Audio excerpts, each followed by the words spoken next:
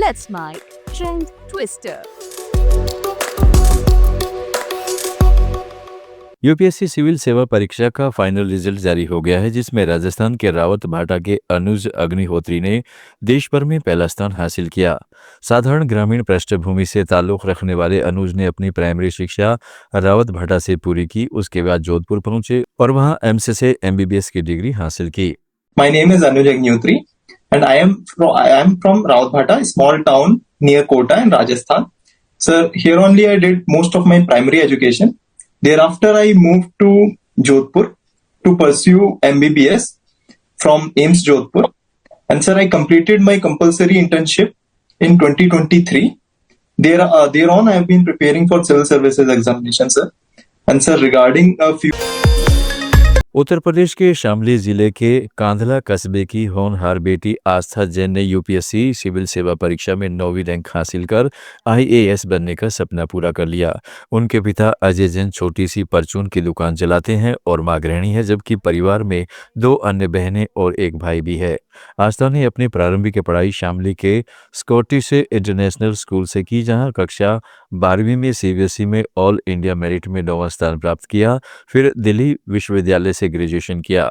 आस्था पहले प्रयास में 131वीं रैंक से आईपीएस बनकर हैदराबाद में ट्रेनिंग ले रही थी। My name is Astha Jain. I come from a small town of Kandla in district Shamli of Uttar Pradesh. I am an arts graduate from Miranda House, Delhi University. I like to play badminton and I also practice yoga. Apart from it, I like to volunteer for NGOs.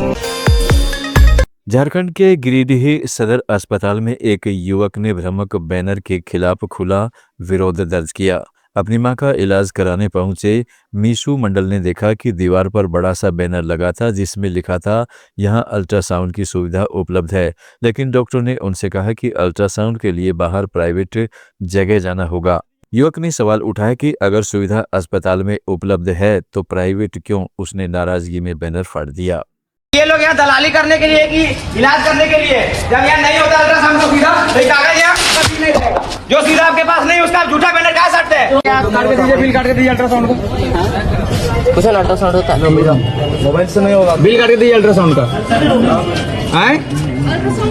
Poster तो सटा हुआ है, तो फाड़ दीजिए poster.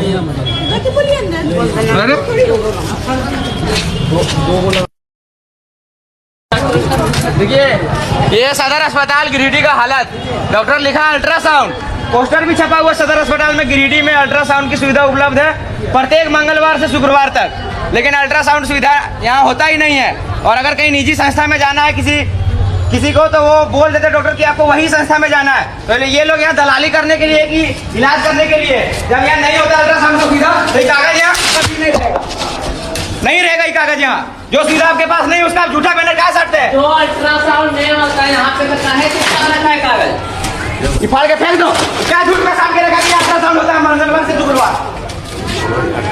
फेंको इसको, dustbin में फेंको। वाला साहब यहाँ मजाक बना के रख दिया है।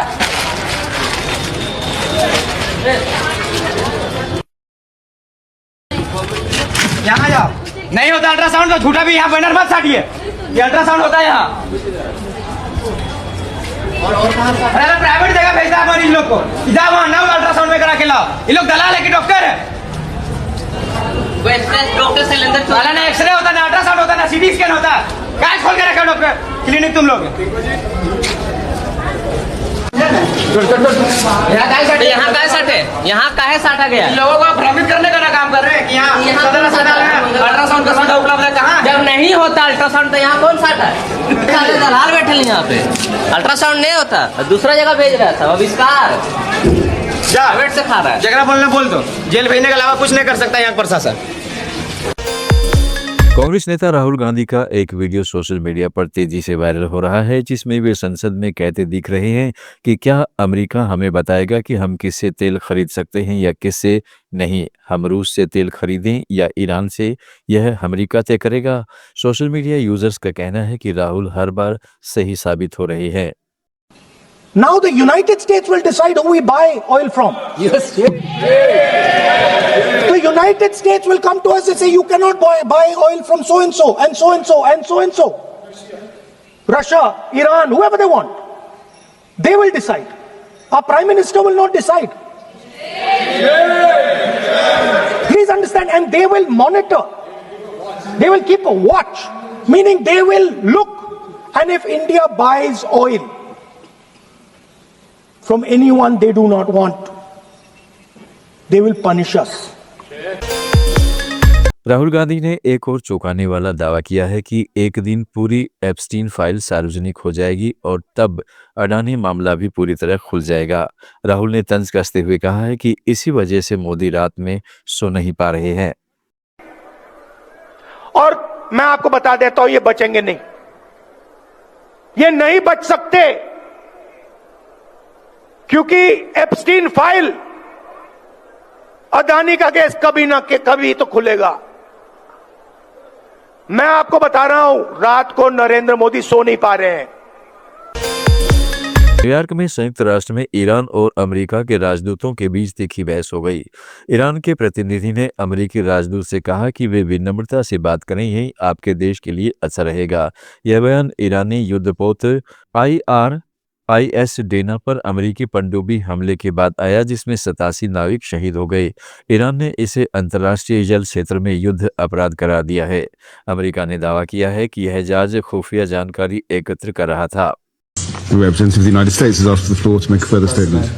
Frankly, I'm not going to dignify this with another response, especially as this representative sits here in this body representing a regime that has killed tens of thousands of its own people and imprisoned many more simply for wanting freedom from your tyranny. Thank you, Mr. President. I have one word only. I advise to the representative of the United States to be polite. It will be better for yourself and the country you represented. Thank you. अमेरिकी राष्ट्रपति Donald Trump ने Iran की सेना से हथियार डालने की appeal की है। उन्होंने कहा है कि ईरान को तत्काल आत्मसमर्पण करना चाहिए, वरना परिणाम और गंभीर होंगे। I'm once again calling on all members of the Iranian Revolutionary Guard, the military and the police to lay down their arms. They're only going to be killed.